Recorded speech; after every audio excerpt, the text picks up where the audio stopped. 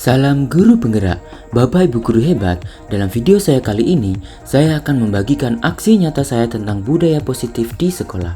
Selama mempelajari modul 1.4, saya telah belajar banyak tentang disiplin positif dan nilai kebajikan universal, teori motivasi, hukuman, penghargaan dan restitusi, keyakinan kelas, kebutuhan dasar manusia, 5 posisi kontrol, dan segitiga restitusi.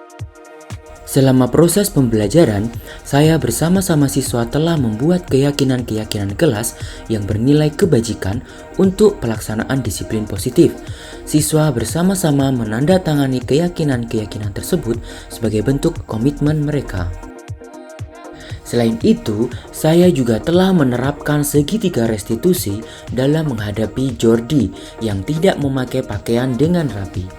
Jordi juga telah bersedia untuk mengingatkan rekan-rekannya agar tertib dalam berpakaian. Berkaitan dengan budaya positif, kami membiasakan salam dan sapa setiap pagi dan sebelum pulang sekolah. Selamat siang, Bapak dan Ibu. Kami juga membiasakan berliterasi melalui program literasi pagi. Pembiasaan literasi pagi ini berakar dari permasalahan bahwa masih banyak siswa di kelas 7 sampai kelas 9 yang belum lancar dan menguasai keterampilan membaca. Saya terlebih dahulu mendiagnosis kemampuan membaca siswa melalui tes awal. Tes ini menjadi dasar untuk menentukan buku bacaan maupun perlakuan kepada siswa saat program literasi pagi. Setiap pagi kami melakukan jenis literasi yang berselang-seling antara literasi baca tulis dan digital. Pada literasi baca, kami membiasakan siswa untuk membaca buku-buku bacaan sesuai dengan minat mereka. Buku-buku ini telah kami siapkan di lemari kelas masing-masing. Kemudian, sebagai penguatan komprehensi siswa, kami meminta mereka untuk menceritakan kembali isi bacaan menggunakan bahasa mereka sendiri. Selain mereka bisa berpikir lebih kritis, kami juga melatih mereka untuk lebih percaya diri di depan kelas. Saya juga terbiasa membacakan buku cerita yang bernilai karakter sebelum pembelajaran dimulai. Hal ini bertujuan agar dapat menambah kosakata, meningkatkan imajinasi, dan membuka wawasan baru. Kami adalah hewan liar yang punya habitat. Apa itu habitat? Tempat tinggal. Tempat tinggal dan cara hidup sendiri. Jika dipaksa hidup seperti manusia, kami akan menderita. Sementara, dalam literasi digital, kami membiasakan siswa untuk memanfaatkan Google Workspace. Karena keterbatasan jaringan, kami masih memanfaatkan Google Docs secara offline. Hal ini bertujuan agar anak mampu menguasai program pengolahan kata tersebut. Untuk menguji kemampuan membaca siswa dalam program literasi pagi, saya memberikan kesempatan kepada mereka untuk merekam menggunakan Chromebook ataupun gawai saat mereka membaca teks. Dari ini, saya bisa menentukan peningkatan level membaca mereka secara berkala. B A C A. Kegiatan ekonomi manusia dapat dibedakan menjadi 3. Sebagai bentuk aksi nyata, saya juga membagikan pengalaman belajar dan implementasi saya tentang budaya positif kepada rekan-rekan guru di sekolah. Saya juga mengundang guru lain dari sekolah dasar di dekat sekolah. Melihat perilaku anak yang buruk itu sebagai sebuah kesalahan.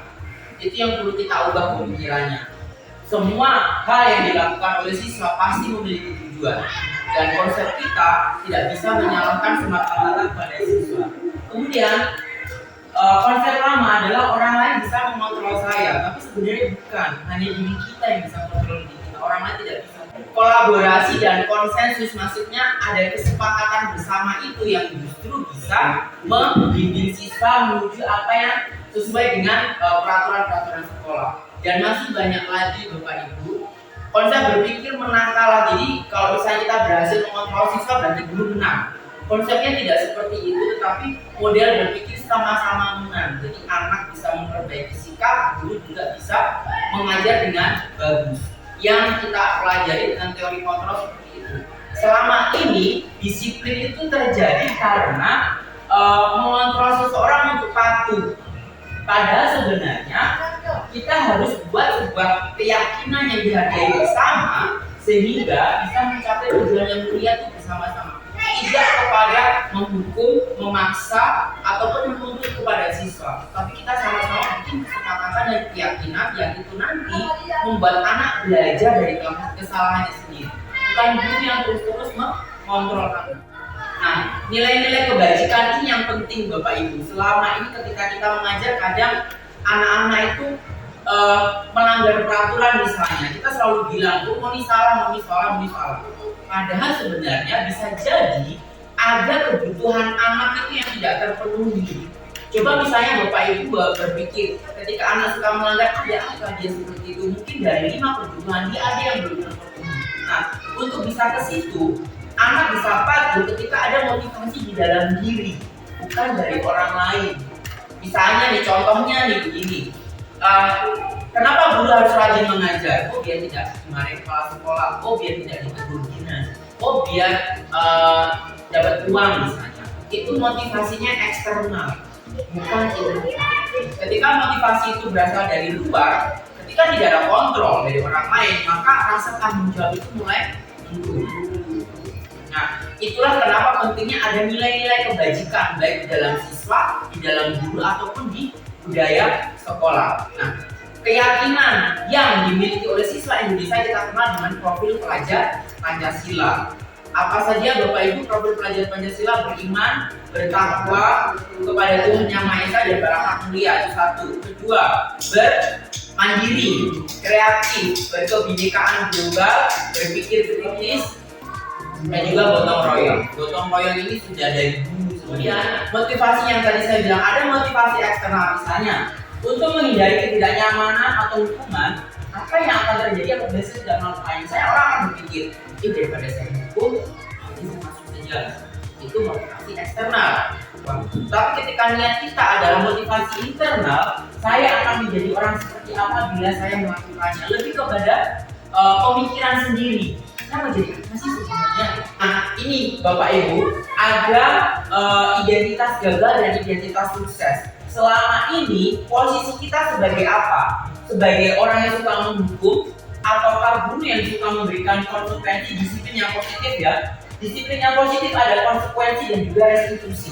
Yang negatif itu berupa hukuman. Biasanya anak-anak akan cenderung sakit hati, dendam, dan justru kadang mereka lebih parah lagi sifatnya. Nah, yang positif adalah konsekuensi dan juga restitusi. Tapi yang paling bagus adalah restitusi. Konsekuensi itu contohnya begini.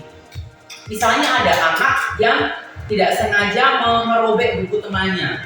Konsekuensinya apa? Dia harus mengganti misalnya, atau mungkin dia harus anak yang menumpahkan minuman temannya, berarti dia harus mengelap, membersihkan meja. Itu konsekuensi. Kalau restitusi itu lebih kepada begini. Misalnya anak tidak menggunakan pakaian yang rapi. Tidak menggunakan pakaian rapi itu pasti sering sekali, saya yakin di SD, di SMP. Restitusi berarti kita tanyakan, kenapa pakai pakaian itu? Bukan kita memarahi ya Bapak Ibu, bukan kita memarahi. Kenapa pakai pakaian itu? Oh, pasti setuju, pasti kau punya alasan kan? Kenapa pakai baju yang tidak rapi? Pasti nggak pernah kok seperti itu. Tapi pas mau tanya, selama ini yang kurang yakini apa? Kalau sekolah pakaiannya harus bagaimana? Harus rapi Pak, begini. Terus cara kamu bertanggung jawab bagaimana nanti? Oke Pak, saya akan pakai baju yang rapi dan seterusnya. Jadi anak akan kembali ke budayanya itu, tapi tanpa kita harus memarahi dia. Itu yang disebut dengan restitusi. Nanti ada videonya Bapak Ibu lebih jelas. Kemudian restitusi adalah proses menciptakan kondisi ini yang saya garis bawahi, memperbaiki kesalahan mereka. Jadi bukan menyalahkan mereka, sehingga mereka bisa kembali pada kelompok mereka dengan karakter yang lebih baik. Itu jangka panjang efeknya. Karena ketika anak dimarahi, pasti dia akan ada pikiran dendam ke depan. Saya sering dimarahi dulu. Tapi ketika diajari yang bagus, mereka akan berusaha mencari solusinya sendiri dan mereka bisa memperlakukan orang lain bagaimana dia diperlakukan. Ciri-cirinya bukan menebus kesalahan, tapi untuk belajar dari kesalahan. Misalnya tadi kayak kemarin misalnya ada siswa Rahman dan Afdal baku tengkar gara-gara bendera Brazil. Itu bisa baikkan dengan Rahman, kau mau melakukan apa? Ya apa saja Pak. Terus saya tanya si Rahman maunya apa? Dia berpikir lama. Dia minta dibelikan beng-beng. Agar katanya Rahman biar bisa kasih makan dia, Abdul bisa kasih makan dia bisa dibelikan beng-beng. Saya tanya Abdul mau? Ya Pak mau. Oke, sekarang sebaik ya Pak. Apakah itu semua sesuai dengan orang keyakinan? Nah, ada Pak. Jadi bagaimana? Minta maaf, ini sudah. Kemudian memperbaiki hubungan jelas. Saya berikan tawaran, bukan paksaan, tidak paksa. Karena maunya apa? Mencari kebutuhan dasar yang mendasari tindakan. Biasanya anak-anak yang suka seperti itu berarti kebutuhan akan kesenangan itu belum terpenuhi. Nah ini yang saya bilang keyakinan kelas. Pertanyaan ini, mengapa kita memiliki peraturan harus menggunakan helm ketika naik motor? Kira-kira alasannya apa? Demi keselamatan. Kalau orang ngerti ya, demi keselamatan, bukan dia tidak hilang. Nah kalau tidak ditilang berarti konsepnya motivasinya eksternal. Peraturan kelas misalnya berarti datang tepat waktu, mengikuti pembelajaran, angkat tangan sebelum bertanya, tidak boleh gaduh dan lain-lain. Itu peraturan kelas. Kalau keyakinan kelas berarti sesuatu yang lebih besar. Kenapa kita datang tepat waktu? Menghargai teman, menghargai orang lain. Kemudian kenapa kita tidak boleh ribut misalnya? Sama menghargai. Kenapa kita tidak boleh bertengkar? Berarti misalnya harus belajar sabar, menyayangi. Itu kata-kata keyakinan, bukan peraturan. Keyakinan kelas itu berasal dari peraturan-peraturan kelas. Kalau sudah ada peraturan kelas, ada keyakinan kelas, maka menunjukkan lingkungan yang positif. Lingkungan yang positif akan menunjukkan budaya positif di sekolah. Itu jangka panjang. Makanya dari hal sederhana peraturan itu harus dibuat Bapak Ibu. Kalau mengajar harus membuat peraturan kelas. Dari situ Bapak Ibu bisa menurunkan menjadi keyakinan kelas. Keyakinan kelas itu nanti Bapak Ibu tempel di dinding kelas masing-masing. Ketika anak-anak melakukan pelanggaran, coba direstitusi, bukan dimarahi. Tanyakan keyakinan apa yang sudah disepakati bersama. Kira-kira sama nggak dengan itu? Caranya tanggung jawab bagaimana? Mencari solusinya bagaimana? Penghargaan itu adalah hukuman sebenarnya. Anak-anak misalnya, mereka mau tertib atau rapi ketika guru memberikan misalnya hadiah, misalnya permen coklat dan lain-lain. Oke, kita rapi lah. Misalnya kita bilang, kayak anak-anak yang paling rapi akan mendapatkan permen. Mereka baru mau rapi. Tapi ketika mereka apel tanpa ada itu tadi, kita mesti berteriak-teriak dan mereka mau rapi. Terus rankingan juga sama. Anak-anak yang pintar cenderung mendapatkan ranking dan mendapatkan penghargaan. Lalu bagaimana dengan anak-anak yang menurut Bapak Ibu nilainya kurang? Apakah mereka tidak merasa dikucilkan? Itu yang saya sebut dengan penghargaan itu mematikan kreativitas, menghukum, motivasi dalam dirinya itu jadi kurang. Mereka mau berusaha karena mau mendapatkan hadiah, bukan dari keyakinan diri. Kebutuhan dasar itu ada 5. Yang pertama bertahan hidup, sandang pangan papan makanan dan lain-lain, itu bertahan hidup. Nah, kedua penguasaan. Penguasaan itu misalnya begini. Ada anak yang dia selalu bikin gaduh, bikin ulah, disuruh kerja tidak mau, disuruh kerja tugas tidak mau. Berarti kebutuhan akan penguasaan. Penguasaan itu berarti di dalamnya ada pemahaman terhadap materi, ingin untuk diakui, dilihat, itu adalah penguasaan. Kesenangan misalnya, anak bermain-main itu kebutuhan akan kesenangan. Berarti dia tipe anak yang kinestetik, suka bergerak. Kita jangan terus-terusan memarahi juga karena kebutuhan dia mungkin tidak terpenuhi di sini. Kemudian rasa kasih sayang, misalnya mohon maaf ketika di rumah tinggal sama orang tua atau neneknya, bukan orang tua kalian dulu. Bisa jadi kebutuhan kasih sayang berkurang, mungkin dia akan jadi murung atau mungkin lebih atraktif, terlalu berlebihan di sekolah. Berarti kebutuhan akan itu dia kurang. Guru harus peka untuk melihat kebutuhan apa yang dia. 5 posisi kontrol Bapak Ibu. Guru itu bisa memiliki 5 posisi kontrol. Sebagai penghukum, sebagai pembuat siswa bersalah, sebagai teman, sebagai pemantau atau sebagai manajer. Yang paling bagus adalah sebagai manajer. Pertanyaannya, selama ini kita sebagai apa? Sebagai penghukum berarti kita cenderung menghardik siswa, memarahi siswa, menunjuk, menyakiti, terus suka mengatakan kalau ini tidak, ini awas ya, itu penghukum. Dan dampaknya itu ke psikologis. Kemudian murid meletakkan biarkan saja nanti juga marah-marah lagi. anak-anak akan bilang begitu. Ini, ketika kita sebagai posisi penghukum, nanti anak-anak akan kasih dia nanti juga pernah tahu. Setelah dimarahi sudah. Dia tidak akan berubah. Kemudian sebagai posisi merasa bersalah, ibu kecewa sekali Nana. Bagi apa Nana begitu? Ibu sangat kecewa Nana. Kenapa mau diulang-ulang terus? Sebagai teman, ayolah, cepat masuk kelas, minta tolonglah ibu, nanti ibu dimarahi kepala sekolah.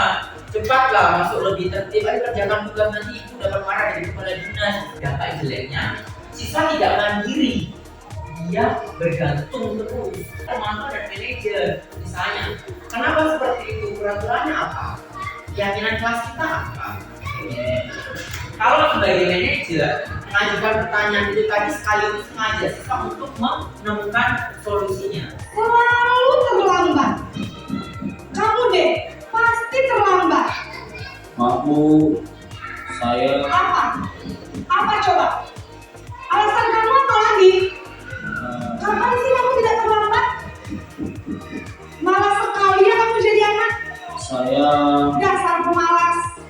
Gak kapok-kapok sih kamu. Ini tadi kita sudah nonton. Nah, berikutnya adalah segitiga restitusi.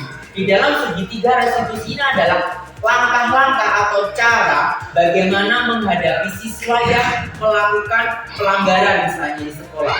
Caranya bagaimana? Yang pertama adalah kita harus menstabilkan identitas dengan kata-kata. Ini contoh kata-katanya. Setiap orang pasti pernah melakukan kesalahan. Kamu bukan satu-satunya yang pernah melakukan itu. Kita harus meredam emosi mereka, bukan memarahi mereka. Ketika mereka sedang marah atau sedang dalam melakukan pelanggaran, biasanya otak logisnya tidak bekerja. Mereka cenderung emosional. Misalnya anak baru selesai bertengkar seperti itu. Dan ini juga berlaku sebagai orang tua, tidak hanya guru. Setelah itu, kita bisa memvalidasi kebutuhannya. Pasti kau punya alasan kan kenapa kau baru bertengkar dengan teman. Pasti Moni punya alasan kenapa melanggar ini. Bapak dulu juga pernah melakukan itu. Akan tetapi kita arahkan ke sini. Nilai-nilai apa yang kita yakini bersama? Seharusnya bagaimana? Caranya bertanggung jawab seperti apa? Ini persis pada posisi manajer tadi, Bapak Ibu. Caranya bukan menyalahkan anak, tetapi membuat mereka kembali kepada kelompoknya dengan karakter yang lebih bagus. Pak, banget. Masa aku dikatain tukang fitnah, Pak? Ya aku marah lah. Aku udah dikatain TK di depan kelas. Banget. oh begitu. Ya pasti kamu marah dan kesal. Bapak juga akan marah apabila ada yang menuduh Bapak seperti itu. Oke, kemarin di sekolah ini saya juga membuat keyakinan kelas kepada anak-anak ini. Ketika mereka melakukan pelanggaran, saya sangat gampang sekali mengembalikan mereka kepada keyakinan yang sudah kita kesepakati dulu. Misalnya harus menghormati orang lain, harus sabar, harus berpikir kritis, harus bahagia. Ini karena bisa di depan itu saya foto Bapak Ibu. Dan menerapkan keyakinan itu akhirnya saya dalam menjalankan tugas dengan menerapkan budaya positif, membaca setiap pagi, literasi pagi itu akan lebih gampang. Misalnya anak yang tidak tahu baca diajari oleh temannya karena mereka berprinsip harus saling membantu dan menyayangi teman. Ini sebelah yang perempuan ini lancar membaca, yang laki-laki ini susah sekali membaca karena keterbatasan waktu kita sebagai guru. Akhirnya kita memanfaatkan tutor sebaya. Kita juga memanfaatkan Chromebook. Jadi di kelas lain saya membuat literasi digital, di kelas ini membuat literasi baca tulis. Anak-anak yang memanfaatkan Chromebook berarti mereka berliterasi digital dengan misalnya mengetik sederhana menggunakan Google Doc yang bisa diatur secara offline. Kemudian mereka yang sudah bisa membaca, saya minta untuk menceritakan kembali apa yang mereka sudah baca. Iya Pak. Ada hal yang belum dapat siswa ini dia normal, tapi ya untuk membaca ini tidak aktif. Kalau bulan juga siswa mungkin kekurangan apa kerjanya normal lah. Kalau bisa membaca itu gimana dia? Permasalahan membaca, saya ingin menanyakan dulu apakah ketika anak ini tidak tahu membaca di kelas, apakah teman-temannya melakukan perundungan misalnya dengan anak-anak lain, ibaratnya kayak menyisihkan dia lah. Apakah terjadi seperti itu di kelas? Kalau bila ada seperti yang dibaca tidak tadi tunggu pelajaran sebagai dua atau enggak misalnya dia bermain, kalau nggak ada kekurangan ada sedikit bisa main normal. Sudah ditanya kan, ditanya apa? Karena bisa baca. Ada kalimat seperti ini Pak dari Pak Iwan Sari dan Bapak Ki Hajar Dewantara. Dengan tulus hati menghamba pada sang anak, tidak menuntut satu apapun. Itu artinya apa? Kita hanya bisa menghamba, melayani anak, tapi tidak menuntut mereka untuk sukses sesuai dengan indikator yang kita tentukan. Itu kalimatnya Ki Hajar Dewantara puluhan tahun yang lalu itu sudah disampaikan. Artinya apa? Tugas kita sebagai pendidik adalah memberikan mereka bekal agar apa mereka bisa selamat dan bahagia sebagai diri sendiri di masyarakat. Masalah dia sukses di era kita atau tidak, bekal kita untuk anak ini berkarakter yang positif. Apa contohnya? Bertanggung jawab, mandiri, selalu belajar, itu sudah kita terapkan. Kita akan bisa membaca. Saya berikan setiap pagi seperti ini Pak, buku-buku cerita. Mereka membuat cerita jadi apa ya? Menyusun huruf menjadi kata, menyusun kata menjadi kalimat. Mungkin ada apa kita seperti ini juga saya merasa bersyukur karena selama ini yang kita buat dari lima apa tadi Pak? 5 posisi kontrol. 5 posisi kontrol tadi yang mungkin paling banyak yang kita buat ini yang itu 1 dan 2 itu yang juga masuk ketiga juga 1, 2 dan 3 sebagai manajer dan pemantau itu dengan adanya ini sosialisasi seperti ini berarti kita bisa mengerti karena selama ini yang kita buat cuma itu kalau misalnya anak-anak disuruh membaca tidak membaca kita awas ya memang Awas nomor 1 itu. Makanya dengan apa dengan diadakan solusi seperti ini berarti kita sudah paham ya kita sudah ternyata di dalam apa posisi kontrol ini kita bisa tahu bahwa ternyata posisi mendukung untuk tidak baik. Ciri-cirinya. Iya, posisi membuat merasa bersalah juga tidak baik. Nah, posisi teman juga ada. Saya sudah pernah coba seperti itu dari mana. Dan terus dengan yang kemarin pernah dapat materi juga yang kemarin mengenai membaca, saya juga sudah terapkan di anak-anak saya. Itu yang tapi ada lagi siswa yang mungkin apa ya game atau bagaimana ya sudah dibakar tapi tidak bisa sama sekali.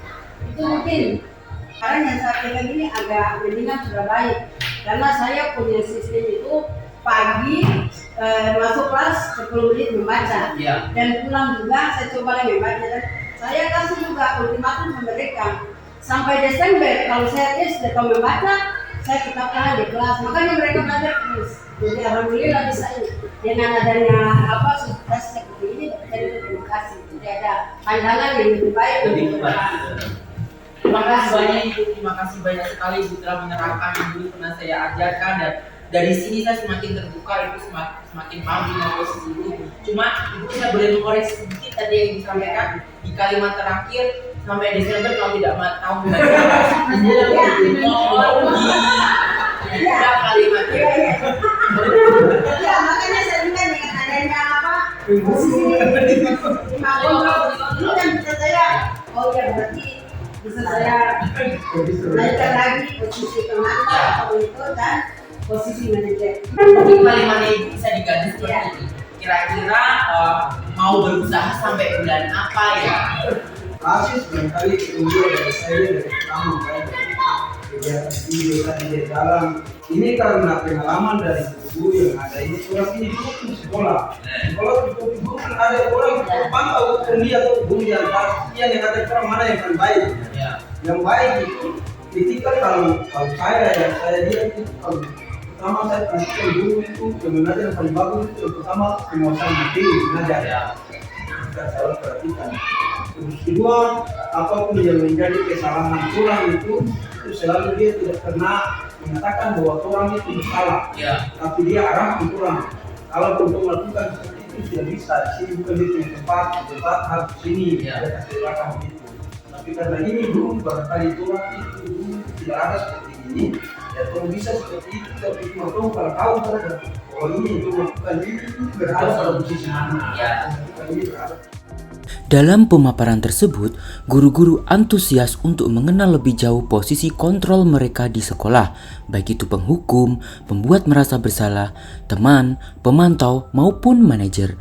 Saya menemukan bahwa beliau-beliau siap untuk menjadi guru yang lebih baik dengan mengoptimalkan 3 posisi kontrol terbaik, teman, pemantau, dan manajer. Bahkan ada usulan agar materi ini bisa dibagikan kepada para orang tua agar bisa menerapkan posisi kontrol yang tepat dan juga segitiga restitusi. Thank you for watching and syukur dofu-dofu.